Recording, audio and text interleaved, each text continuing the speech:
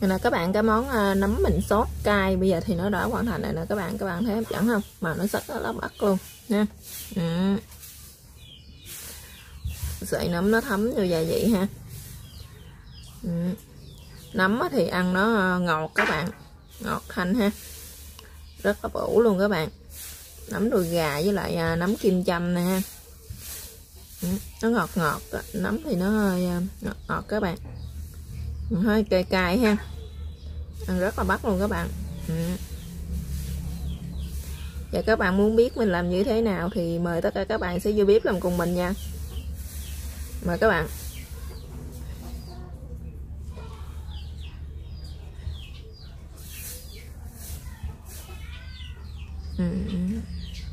Hấp dẫn ha.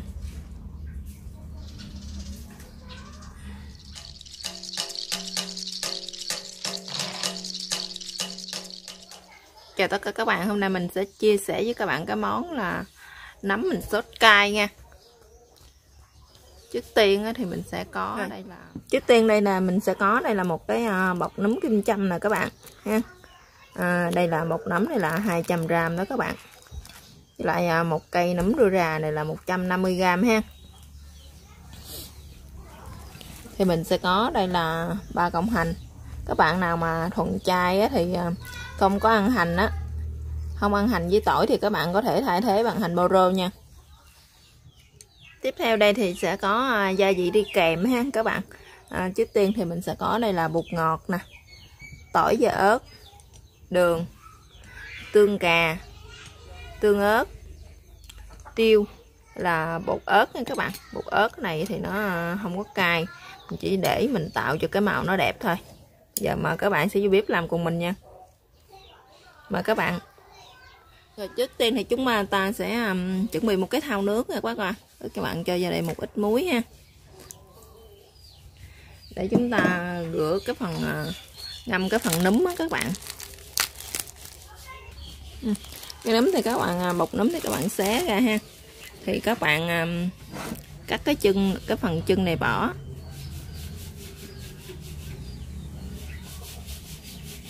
Các bạn cắt khoảng bao nhiêu đây là bỏ là vừa nè các bạn.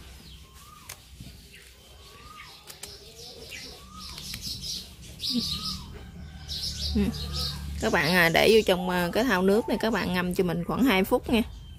Bạn ngâm 2 phút là được rồi đó các bạn. Các bạn ngâm lâu quá thì cái phần nấm của mình nó sẽ dễ bị thấm nước nha.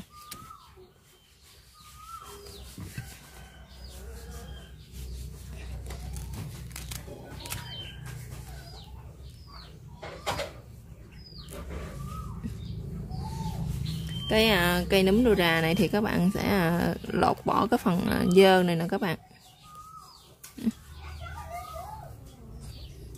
Các bạn cũng để vô cái thau nước đó các bạn ngâm luôn. Rồi trong thời gian đó mình ngâm 2 phút, giờ mình sẽ vớt nó ra nha các bạn. Các bạn vớt ra rồi các bạn rửa nước lại cho sạch cho mình ha. Bây giờ nấm thì mình đã rửa xong rồi đó các bạn, mình để rổ cho nó ráo ha. Còn cái phần nấm đuôi rà này thì mình sẽ sắc nhuyễn nó ra, sắc nó ra nha. Các bạn sắc cho nó mỏng mỏng ra, sắc nhuyễn ra, cũng như là phần nấm kim châm luôn á các bạn. Đó, thì các bạn sắc cho nó mỏng mỏng nhuyễn nhuyễn ra vậy luôn nè các bạn. Đó, mình sẽ sắc cho nó nhuyễn nhuyễn ra như thế này luôn nè các bạn. Các bạn sắc như thế cho đến hết cái cây nấm của mình luôn nha. Đó. Đó, mình sẽ sắc như thế này nè các bạn, nhỏ nhỏ như thế này ha. Nấm mình đã sắc xong rồi nè các bạn. Thì mình đã sắc nấm xong thì bây giờ cho nó ra một cái gỗ luôn các bạn. Mình để chung với lại nấm kim châm luôn nè. Bây giờ tiếp theo thì mình sẽ sắc cái phần tỏi này ra luôn các bạn, để mình phi cho nó thơm ha.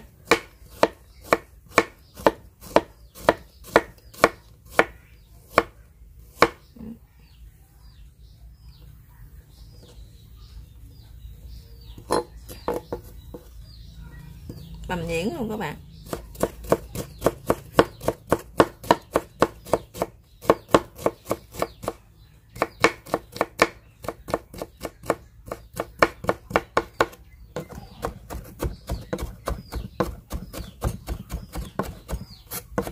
mà các bạn nào mà thuần chay thì các bạn nhớ không ăn tỏi với lại hành thì các bạn nhớ thay bằng hành boro nha. Mình thì mình chỉ thích ăn món chay thôi, chứ mình không có ăn thuần chay các bạn.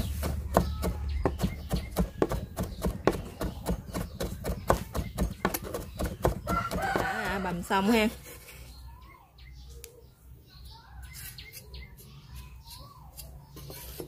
Giờ mình sẽ sắc hành luôn các bạn ơi.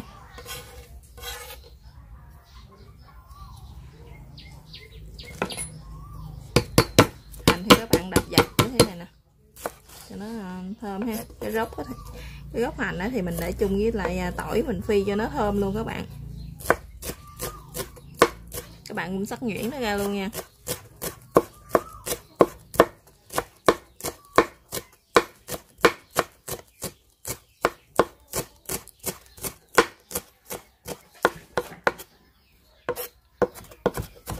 Lá hành nè các bạn. Cái phần lá hành này thì mình sẽ sắc nhuyễn nó ra luôn ha. Lát nữa mình để nó sao trang trí lên cho nó đẹp đó các bạn. Các bạn cũng sắc thật nhuyễn nó ra nha.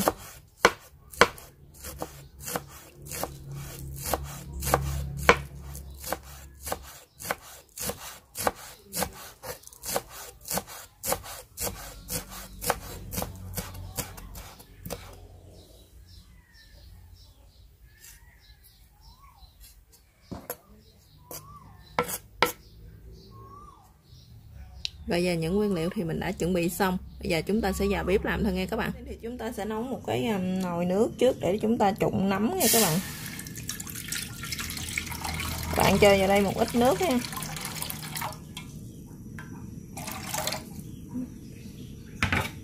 Trong cái nước thì các bạn sẽ nêm nếm luôn ha.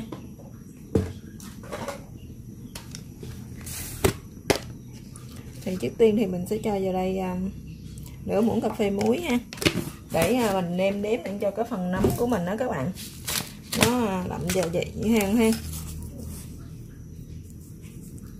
Nửa muỗng cà phê bột ngọt các bạn.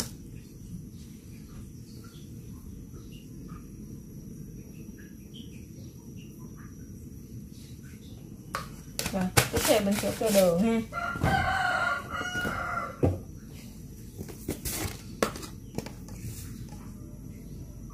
Nửa muỗng canh đường các bạn. Các bạn nêm cái nước như thế này nè, để một lát nữa mình nấu cái nồi nước, cái nấm của mình trụng cái nước của mình sẽ ngon hơn nha. Trong thời gian mà mình đợi cái nước của mình sôi á các bạn, thì mình sẽ nêm nếm gia vị ha. Giờ làm cái chén nước sốt, đặng một lát nữa mình sốt đó các bạn. Trước tiên thì mình sẽ sử dụng cái muỗng như thế này nè các bạn ha. Sử dụng như đây 2 muỗng đường ha,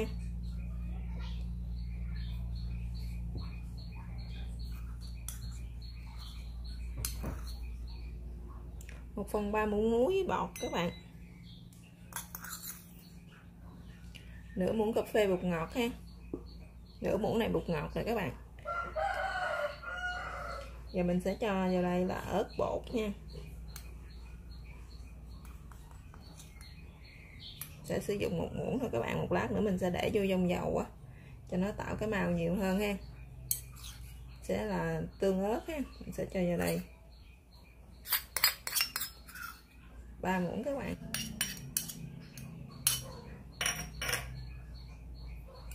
Tương cà ha, mình cũng sẽ cho vào đây 3 muỗng luôn. Tiếp theo mình sẽ cho nước lọc vô đây nha các bạn, ít thôi.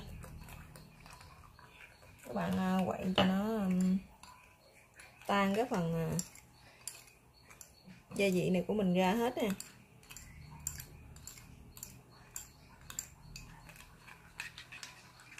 Trong lúc mà mình pha cái nước sốt này á các bạn, thì giờ cái phần nước của mình á thì nó cũng đã sôi rồi. Cái nồi nước của mình đã sôi ha. Giờ phải trước tiên thì mình sẽ trụng cái phần nấm đùi gà trước các bạn.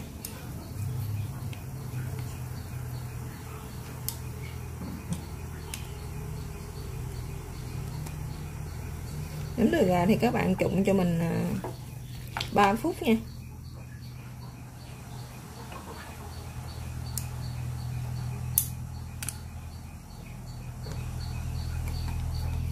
cho cái nấm của mình nó chín đó các bạn.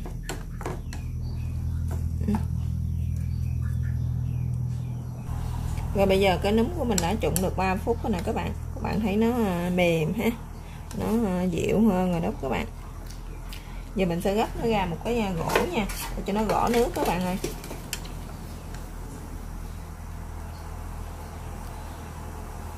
Cà thì mình đã vớt xong rồi. Cái phần nấm kim châm thì các bạn để vô các bạn trụng 2 phút nha.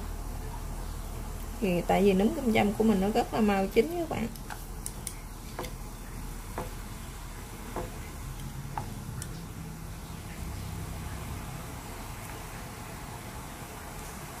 Và bây giờ nấm của mình nó đã được 2 phút rồi nè các bạn, mình sẽ vớt nó ra ha. Các bạn thấy cái nấm của mình nó trong hơn ha, và nó dịu hơn nè các bạn. Thì các bạn gấp hết ra, tắt lưỡi gấp hết nó ra này các bạn. Để ra một cái rổ cho nó ráo ha. Các bạn luộc mà lâu quá thì cái nước nấm của mình á, nó sẽ mất chất ngọt đi nha. Sẽ bắt một cái chảo khác lên nha các bạn để cho nóng thì mình sẽ cho dầu vô ha. Giờ thì cái chà mình cũng đã cho dầu vô rồi đó các bạn. Giờ cái chảo của mình nó đã nóng rồi nè, bạn thấy không? Giờ mình sẽ cho tỏi với lại hành, gốc hành đó các bạn. Mình sẽ để cho mình phi cho nó thơm nha.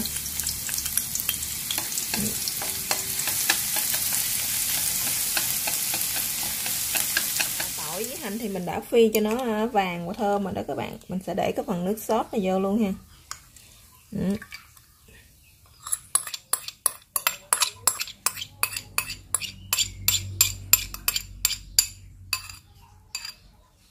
Rồi, bây giờ mình sẽ bắt lửa lên các bạn.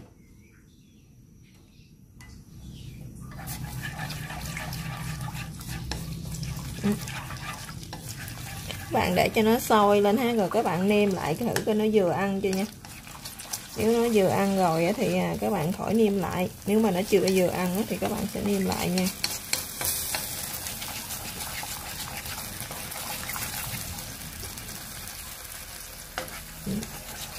Giờ nó đã sôi lên rồi đó các bạn. Giờ mình nêm lại coi nó như thế nào ha, nó vừa ăn chưa nha. Khẩu vị gì thì của mình thì đã vừa, còn khẩu vị gia đình của các bạn như thế nào thì các bạn có thể gia giảm gia vị theo tùy ý của mỗi gia đình nha.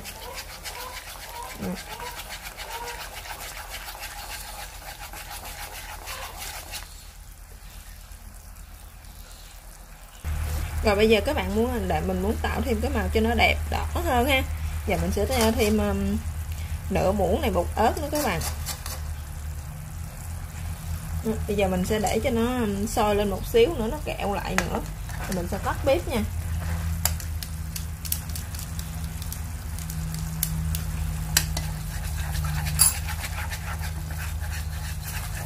Rồi bây giờ mình sẽ nó như thế này nè các bạn, nó đã vừa rồi nè. Giờ mình sẽ cho hành lá vô đây ha. Vô đây các bạn.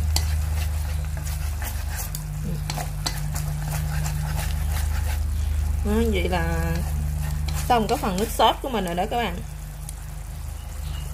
Giờ mình sẽ tắt bếp ha. Đó. Mình tắt bếp thì mình cho cái phần nấm đùi rà nè các bạn, mình vô trước ha. Một lát nữa nấm kim châm á mình sẽ để sau các bạn, mình sẽ cho nó ra dĩa rồi mình sẽ để nó lên.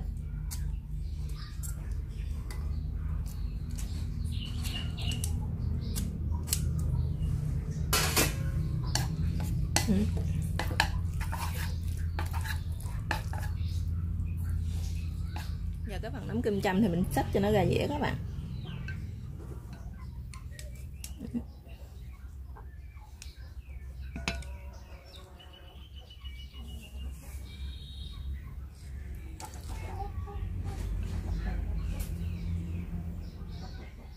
Nấm kim châm thì mình đã chắc cho nó ra dĩa hết rồi các bạn. Bây giờ mình sẽ cho cái phần nước sốt này lên đây nha.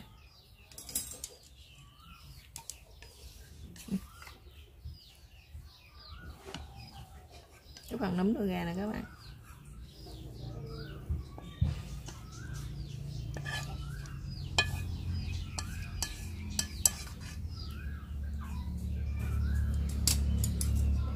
Cuối cùng thì mình sẽ cho hành lá lên nha các bạn ha.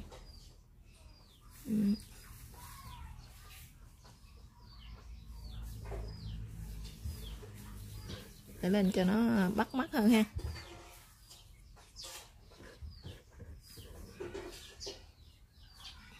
Các bạn, giờ thì mình sẽ cắt ớt để lên nha, trang trí cho nó đẹp thôi các bạn.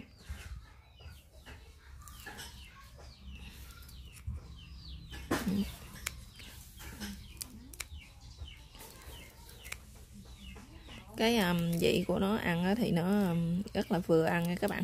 Nấm thì nó ngọt ha, cái sốt của nó thì vừa ăn nó hơi cay cay nè các bạn, nó thì chua chua ha, hơi còn ngọt, cũng ăn cũng rất là bắt nha các bạn. Thì đó, thì giờ cái món nấm mình sốt cay thì giờ thì nó đã hoàn thành rồi đó các bạn. Cảm ơn các bạn đã theo dõi video của mình. Chào các bạn và hẹn gặp lại các bạn trong các video tiếp theo ha.